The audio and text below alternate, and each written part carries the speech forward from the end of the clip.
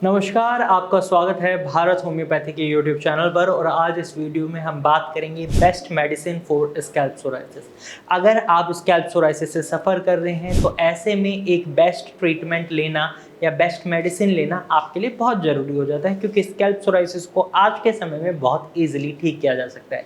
लेकिन अगर ये अनट्रीटेड रह जाता है तो ये स्कैल्प सोराइसिस आपके पूरे शरीर पर भी फैल सकता है। अब स्कैल्प सोराइसिस होता क्या है, सबसे पहले ये समझते हैं और ये दिखता कैसे है। इसके बाद इसके ट्रीटमेंट या मेडिसिन की बात करेंगे। तो सबसे पहले स्कैल्प सोराइसिस यानी स्कैल्प पर होने वाला सोराइसिस, बालों के नीचे होने वाली जो हमारी स्किन है उस पर होने वाला सोराइसिस, इसे खोपड़ी सोराइसिस नाम से भी जाना जाता है। इसके अंदर कई बार पेशेंट कंफ्यूज हो जाते हैं डैंड्रफ और स्कैल्प सोराइसिस में। हालांकि ये दोनों बहुत ही डिफरेंट होते हैं, क्योंकि डैंड्रफ में आपको खुजली हो सकती है लेकिन बर्निंग सेंसेशन, ब्लीडिंग महसूस नहीं होती। साथ ही जो डैंड्रफ के जो डैंड्रफ्स होते हैं वो बहुत छोटे छोटे होते हैं, लेकिन स्कैल्प सोराइसिस में जब आपके फ्लैंक्स झड़ते हैं तो वो डैंड्रफ के ये मान लीजिए आप 7-8 गुना होते हैं, एक साथ इकट्ठे हुए होते हैं। ये डेड स्किन सेल्स होती हैं जो पपड़ी के रूप में आपके स्कैल्प से बाहर निकल रही होती है। इसके अंदर आपको बहुत ज़्यादा खुजली, बर्निंग सेंसेशन महसूस होती है,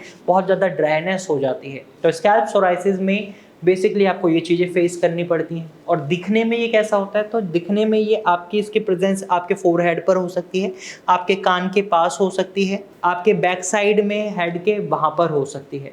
स्कैल्प सोराइसिस आपकी पूरी स्कैल्प में भी हो सकता है, लेकिन जब ये इस कंडीशन में आ जाता है तो ये आपके पूरे शरीर पर भी फैल सकता है। इसके चांसेस बहुत ज़्यादा बढ़ जाते हैं। तो आपको समझ आ गया होगा स्कैल्प सोराइसिस क्या होता है। अब समझते हैं स्कैल्प सोराइसिस के लिए बेहतरीन या बेस्ट इलाज कौन सा रहेगा।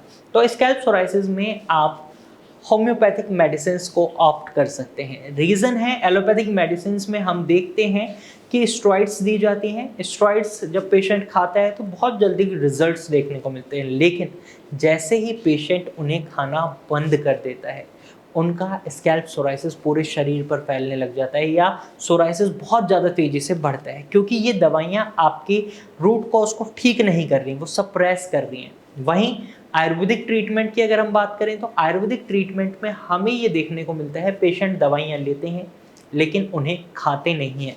रीज़न होता है दवाइयों का टेस्ट।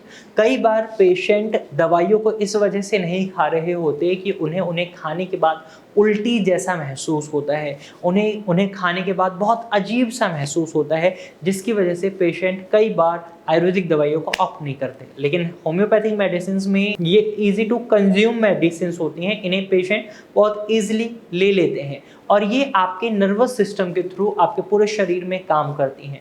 भारत होम्योपैथी के ट्रीटमेंट की अगर हम बात करें तो यहाँ पर कस्टमाइज्ड होम्योपैथिक ट्रीटमेंट दिया जाता है, जो पेशेंट टू पेशेंट वेरी करता है। अगर आपके स्कैल्प सोराइसिस होने का कारण कुछ और है, आपके शरीर में लक्षण कुछ और दिखाई दे रहे हैं, तो दवाइयाँ सेम नहीं हो सकती, दवाइयाँ अलग अलग होंगी, जो पेशेंट टू पेशेंट वेरी करते हैं। और इसी वजह से बहुत अच्छे रिजल्ट्स देखने को मिलते हैं, पेशेंट बहुत जल्दी रिकवर होते हैं। अगर आप भी स्कैल्प सोराइसिस से सफ़र कर रहे हैं तो आप भी भारत होम्योपैथी से अपना ट्रीटमेंट स्टार्ट करा सकते हैं।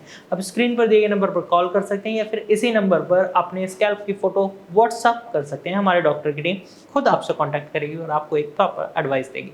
तो आज की वीडियो में सिर्फ इतना ही। अगर आपको ये जानकारी पसंद आई है तो वीडियो को लाइक और शेयर जरूर कीजिएगा और ऐसे ही इन्फॉर्मेटिव वीडियोस देखने के लिए हमारे चैनल को सब्सक्राइब कर लीजिएगा। Thank you for watching.